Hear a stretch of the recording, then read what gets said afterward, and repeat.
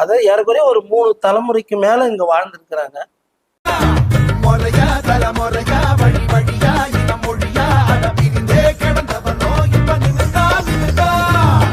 அரசாங்கம் வந்து பட்டா கொடுக்கறதெல்லாம் வந்து அரசியல் கட்சிக்குரிய ஆதாயத்துக்காக பட்டா கொடுத்துட்டு இருக்காங்க.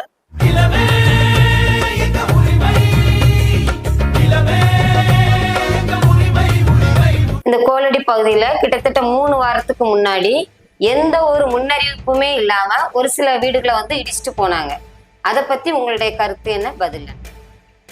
இல்ல, இது உண்மையாகவே வந்து வெள்ளைக்காரர்கள் ஆட்சியில கூட இந்த மாதிரி மக்களுக்கு தீங்கு நடந்திருக்குமா அப்படின்னா நடந்திருக்காது.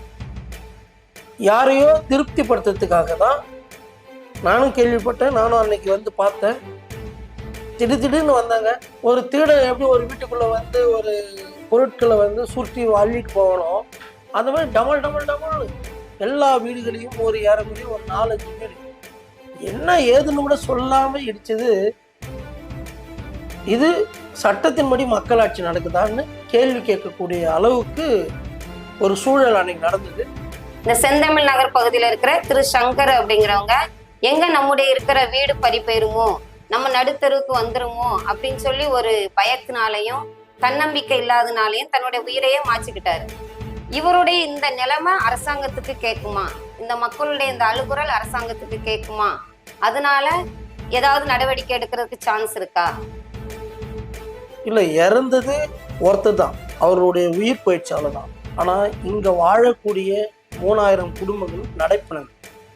இந்த நோட்டீஸ் ஒட்டின பிறகு இந்த 3000 குடும்பங்களும் குடும்ப உறுப்பினர்களும் ஏறக்குறைய ஒரு குடும்பத்துக்கு 4 பேர்னு வச்சுங்களேன்.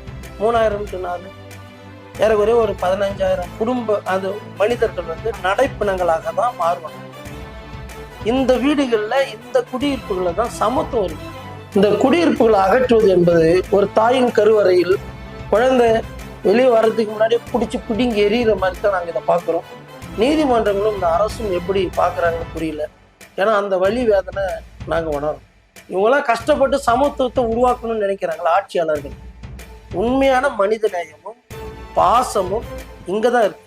பகுதியில ஆக்கிரமிப்பு அப்படிங்கிற பேர்ல ஒவ்வொரு வீடுகள்லயும் நோட்டீஸ் ஒட்டியிருக்கிறாங்க. இதை பத்தி உங்களுடைய கருத்து என்ன, நீங்க என்ன நினைக்கிறீங்க? அந்த ஆக்கிரமிப்புன்ற சொல்லு ஏதோ ஏழை எளிய மக்கள் குடியிருக்கக்கூடிய அரசு நிலங்களையும் நீர்நிலைகளையும் வந்து ஆக்கிரமிப்புன்றத இந்த சமூகம் வந்து திணிச்சு இருக்குன்னு தான் நான் சொல்லுவேன்.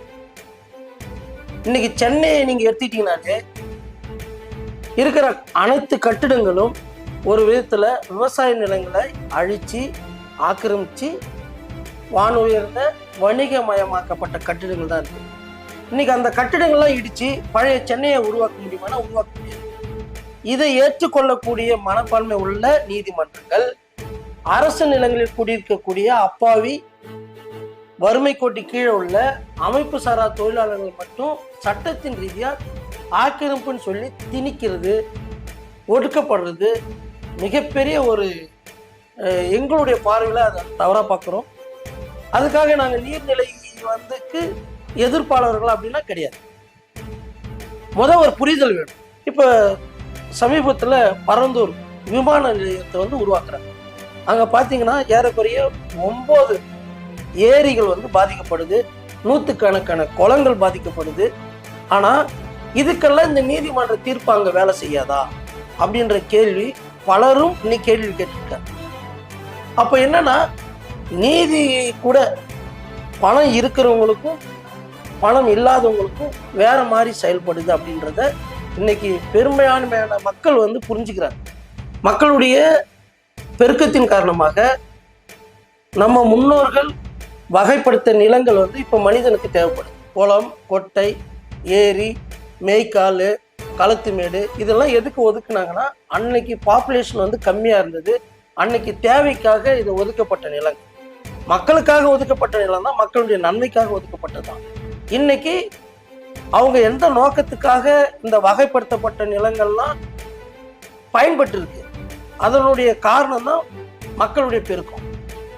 இந்த பெருக்கத்தின் போது அப்ப என்னன்னா ஒதுக்கப்பட்ட நிலங்கள்லாம் ஆக்கிரமிச்சாகணும். ஆக்கிரமிப்புன்றது வந்து நீர்நிலை மட்டும் கிடையாதுங்க, விவசாய நிலங்களும் சேர்ந்து சொல்றோம். விவசாய நிலங்களும் இன்னைக்கு விவசாயம் பண்ணுறதில்ல, நிறைய வீடுகள் ஆயிடுச்சு, நிறைய கட்டடங்கள் உருவாயிடுச்சு. எனவே இந்த புரிதலை வந்து இந்த நீதிமன்றங்களும் சரி ஆட்சியாளர்களும் யோசிக்கணும்.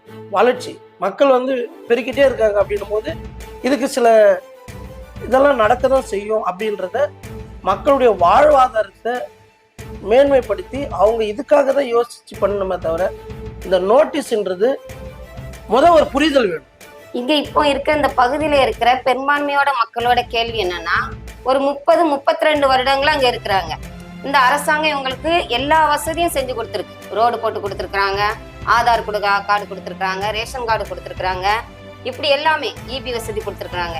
இவ்வளவும் பண்ணி கொடுத்த அரசாங்கத்துக்கு அப்போது இது ஆக்கிரமிப்பு நிலன்னு தெரியலையா? இத்தனை வருடங்கள் கழித்து தான் இது ஆக்கிரமிப்புன்னு தெரியுதா? நாங்களாம் எங்க போவோங்கிற மாதிரி ஒரு பெரிய கேள்விக்குறியா இருக்கிறாங்க. இதுக்கு அரசாங்கத்திட்ட இருந்து என்ன பதில்? இல்லை, நான் வந்து இங்கே வந்து இந்த கள ஆய்வு செய்யும் போது பார்த்தீங்கன்னா 47-48 ஆண்டுகள், நீங்கள் சொல்லிக்கிறீங்க 38 ஆண்டுன்னு சொல்கிறீங்களா, 48 ஆண்டுகளுக்கு மேலே குடியிருந்துருக்குறாங்க. அவங்க அதுக்கான ஆதாரங்களும் சிலர் வச்சுருக்காங்க. அதை ஏறக்குறைய ஒரு 3 தலைமுறைக்கு மேலே இங்கே வாழ்ந்துருக்கிறாங்க. ஏன் இப்போ வந்து இது வந்து பெருசாக பேசப்படுது அப்படின்னு பார்த்தீங்கன்னா, 2012 நீதிமன்றத்தில் ஒருத்தர் வழக்கு தொடுக்கிறார். அரசாங்கம் வந்து பட்டா கொடுக்கறதெல்லாம் வந்து அரசியல் கட்சிக்குரிய ஆதாயத்துக்காக பட்டா கொடுத்துட்டு இருக்காங்க, அந்த சாமானிய மக்களுக்கு சரியாக பயனடையலை அப்படின்னு ஒருத்தர் வழக்கு தொடுத்தாரு. அதனுடைய காரணம் தான் இன்னைக்கு நீர்நிலைகள்லாம் பாதுகாக்கப்பட வேணும்னு சொல்லி ஒரு பிம்பத்தை உருவாக்குறாங்க. ஆட்சியில் இருக்கக்கூடிய தந்தையார் மு கருணாநிதி அவர்கள் வந்து ரொம்ப அமைப்பு சாரா தொழிலாளர் மீது அதிக கவனம் செலுத்தி அவரு காலத்திலே கூட நிறைய நீர்நிலைகளுக்கு வந்து பட்டாலாம் கொடுத்துருக்காங்க. ஆனால் இன்னைக்கு அந்த துணிச்சல் உள்ளவங்க ஆட்சி செய்கிறாங்களான்றது கொஞ்சம் சந்தேகமாக தான் இருக்குது. ஆக்சுவலாக அவர் எடுத்த மாதிரி ஒரு துணிச்சலான முடிவு இன்னைக்கு இருக்கக்கூடிய ஆட்சியாளர்கள் எடுத்தால் மக்கள் வந்து அவரை தூக்கி கொண்டாடுவாங்க. அதுக்கான யோசனை இல்லாமல் எதையோ ஒரு விஷயத்துக்காக பயப்படுறாங்க. அதுலேருந்து அவங்க வெளியே வரணும். மக்களுக்காக, மக்களுடைய நன்மைக்காக அவங்க முன்னெடுக்கணும் அவங்களுடைய ஆட்சியை சொல்லணும். அந்த கால சூழ்நிலைக்கு ஏற்ற மாதிரி நீதிமன்றங்களுடைய சட்டங்களும் தீர்ப்புகளும் நீதிபதிகளும் கொஞ்சம் முன்னோக்கி யோசித்து இந்த மக்கள் மீது நடவடிக்கை எடுத்தால் என்ன பிரச்சனைகள் வரும் அப்படின்றத யோசித்து செய்யணும் அப்படின்றது தான் எங்களுடைய நிலைப்பாடு. இந்த அரசாங்கமும் இந்த அரசு அதிகாரிகளும் அப்புறம் மக்களுடைய நலனுக்காக தான் செயல்படுறாங்க. அப்புறம் இந்த அரசாங்கம் நீதித்துறை கிட்ட சட்டத்தை விட மனித மாண்பு முக்கியம், மனித நேயம் முக்கியம் அப்படிங்கிறத எடுத்து சொல்லலாம்ல? கண்டிப்பாக சொல்லணும். அதுக்குன்னு ஒரு கட்சி வேணும், அதாவது துணிச்சல். முத்தமிழ் கலைஞர் கருணாநிதி அவர்கள்ட்ட இருக்கு மிக துணிச்சலாக எடுத்த காரியங்கள் நிறையா உண்டு. அப்பாவி மக்கள், அமைப்பு சாரா தொழிலாளர்களுக்கு மிக முக்கிய பங்கு கொடுப்பாரு, முக்கியத்துவம் கொடுத்தாரு. அது மாதிரி கொடுத்து இன்னைக்கும் பல தலைமுறைகள் அவரை வாழ்த்தி கொண்டு இருக்கு. நீங்கள் இருக்கிற குடியிருப்பு மாதிரி பல நிலங்களுக்கு பட்டா கொடுத்துருக்காரு, அவங்களுக்கு நில உரிமை கொடுத்துருக்குது. ஏன்னா அவங்களுக்கு அதிகாரம் என்பது எதுனா அவங்களுடைய குடியிருப்பு தான். ஏன்னா அவங்களுக்கு நிரந்தர வேலை கிடையாது, அவங்க அரசு ஊழியர்கள் அதிகாரம் மிக்கவர்கள் இல்லை, அவங்களுக்கு வந்து சமூகத்துல பாதுகாப்பு இல்லாத சூழ்நிலை. ஏன் அந்த சூழ்நிலை வருதுன்னா அவன் படிப்பறிவு இல்லாத இருப்பான். அதனால அவங்க சமூகத்துல பாதுகாப்பு இல்லவே இல்லை. அமைப்பு சாரா தொழிலாளர்களுக்கு பாதுகாப்பு வேணும்னு சொல்லி தான் நலவாரியங்களை உருவாக்குறாங்க. அந்த துணிச்சல் இன்னைக்கு இருக்கிறவங்களுக்கு வரணும், நீதிமன்றங்கள்கிட்ட எடுத்துரைக்கணும். இந்த ஆட்சியாளர்கள் பார்த்தீங்கன்னா ரொம்ப எளிமையா இதை முடிக்கலாம். எங்க ஆட்சியின் கொள்கை முடிவுன்ற ஒத்த வார்த்தையில ஒட்டுமொத்தமா இருக்கிற அரசு நிலங்களுக்கு பட்டா கொடுக்கணும். இதுக்கு துணிச்சல் வேணும், கண்டிப்பா எடுக்கணும். ஏன்னா இந்த மாதிரி விஷயங்கள்னால நீங்க மட்டும் பாதிக்கப்படல, இதுல ஈடுபடக்கூடிய வருவாய்த்துறை அதிகாரிகளும் மன உளைச்சலுக்கு ஆளாயிருக்காங்க. அவங்களுக்கும் சங்கடமான ஒரு சூழ்நிலை. அவங்களும் விருப்பப்பட்டு இங்க வந்து நோட்டீஸ் ஓட்டுறது, வீடியோ இடிக்கணும் அப்படின்னு நீங்க எந்த அளவுக்கு கண்ணீர் சிந்துறீங்களோ, எந்த அளவுக்கு வேதனைப்படுறீங்களோ அதே அளவுக்கு வேதனையோட தான் அவங்க இந்த வேலையை பார்க்கறாங்க. இந்த அரசாங்கம் இந்த நீங்க சொன்ன மாதிரி கொள்கை முடிவை எடுக்க முடியல அப்படின்னா இந்த பகுதியில இருக்கக்கூடிய மக்களுடைய அந்த பிரச்சனைகள் அவங்களுக்கு சரியான முறையில சென்றடையலையா, இல்லைன்னா இந்த பிரச்சனை அவங்கள போய் சென்றடைகிறதுக்கு இந்த மக்கள் வேறு வழிகளை எதுவும் கையாளணுமா, போராட்டங்கள் மாதிரி நடத்தணுமா இல்ல மீடியாக்களுக்கு சொல்லணுமா? இதை பத்தி உங்களுடைய கருத்து. இந்த விஷயங்களுக்கு ஒரு சாதாரணமா ஒரு எறும்பு ஒரு மனுஷனை கடியுதுன்னா அதை நம்ம தடுக்கும் போது அது எதிர்ப்பு தெரிவித்து தான் மடியுது இல்லையா? அப்போது உங்களுடைய வாழ்வாதாரம், உங்களுடைய உரிமை, ஒரு மனிதனுக்கு கண்டிப்பாக உறங்கத்துக்கு ஒரு இடம் கொடுத்தாங்க. அவங்க தான் ஆட்சியாளர்கள், அதுக்கு தான் ஆட்சி செய்கிறோம். அவனுக்கு உணவு இல்லைன்னா உணவு கொடுத்தாகும், உடை இல்லைன்னா உடை கொடுத்தாகும். இதுக்கு தான் ஆட்சி. இதுதான் சட்டத்தின் கீழ் மக்கள் ஆட்சின்னு சொல்கிறாங்க. அது செஞ்சாகும். இவங்க எங்கே போவாங்க? அதாவது 3000 குடும்பங்கள்ன்றது சாதாரணமாக கிடையாது. மிகப்பெரிய ஒரு பொருளாதார சூழலில் இருக்கக்கூடிய வளர்ச்சிக்கு மிக முக்கிய பங்காற்றக்கூடிய அமைப்பு சாரா தொழிலாளர்களுடைய குடியிருப்பு. இவர்களை அப்புறப்படுத்துகிறாங்க அப்படின்னா அது மிகப்பெரிய ஒரு தாக்கத்தை உருவாக்கும். அந்த போராட்ட குணம் வந்து உங்ககிட்ட இருந்து உங்களுடைய நியாயமான கருத்துக்கள் தான் இது. நீங்கள் நேற்று வரல, இல்லை முந்தா நேற்று வரல, இன்னைக்கு போயிட்டு ஒரு செம்பரமாக்க ஏறி யாரும் போய் ஒரு வீடு கட்ட முடியாது. இது பாழ் கடந்த ஒரு நிலத்தை நீங்கள் தான் சமப்படுத்தி சரிப்பட்டு வந்துடுறீங்க. உங்கள் உழைப்பு இருக்குது, உங்கள் பொருளாதாரத்தை இதில் தான் போட்டுருக்கீங்க, வேற எங்கேயும் போடல. அப்போ இதில் தான் நீங்கள் இருக்க முடியும். கண்டிப்பாக மக்களுடைய புரட்சி தாங்க.